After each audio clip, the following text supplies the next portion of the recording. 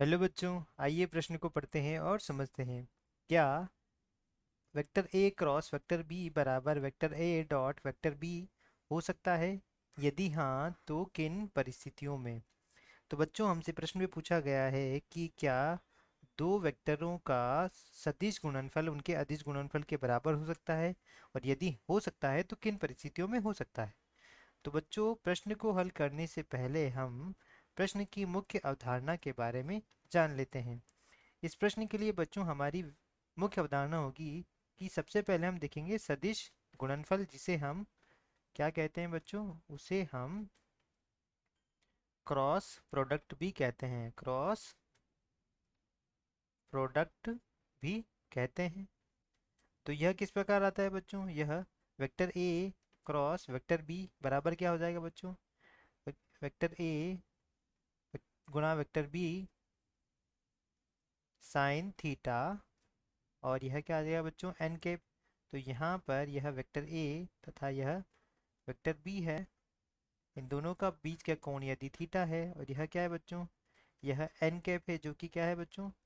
एकांक वेक्टर है। और यह क्या है? यहाँ भी एकांक वेक्टर है। तो यह क्या आता है बच्चों? यहाँ भी सदिश गुणनफल में जो परिणाम आता है वह भी क्या आता है बच्चों? सदिश ही आता है। यदि यहाँ बच्चों हम अदिश गुणनफल देखें, अदिश गुणनफल, तो अदिश गुणनफल किस प्रकार आएगा बच्चों? Vector A dot vector B, तो वह क्या आता है बच्चों? ए गुणा बी कॉस थीटा आता है। तो यहाँ से यदि हम देखें, इनका क्या आता है बच्चों? परिमाण आता है। और यहाँ पर इसका जो गुणनफल आता है वह क्या आता है बच्चों? अदिश आता है। यानी यहाँ यह वेक्टर राशि नहीं होगी, और यह क्या होगी बच्चे? वेक्टर राशि होगी। अब हम प्रश्न के हल की तरफ बढ़ते हैं। तो यहाँ पर देखें बच्चों, हम वेक्टर ए क्रॉस बी, इसका जो परिणाम आएगा बच्चों, परिणाम क्या आएगा? परिणाम वह क्या होगा बच्चों? वेक्टर राशि होगी। वेक्टर राशि होगी।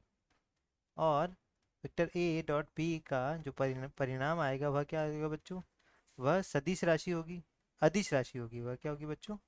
अदिश राशि होगी।